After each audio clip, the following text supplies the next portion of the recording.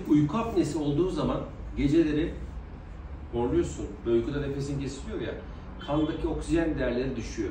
Yani senin vücuduna yeteri kadar oksijen girmiyor.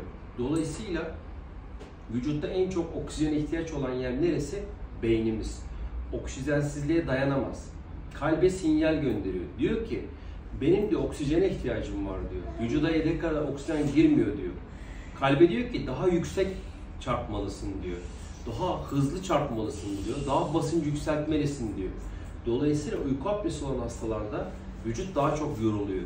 Yani sen ne yapıyorsun aslında biliyor musun? Geceleri sabaha kadar 7000-8000 devirde arabayı kullanıyorsun vites değiştirmeden. Araba bağırıyor sürekli, motor sürekli tahribata uğruyor.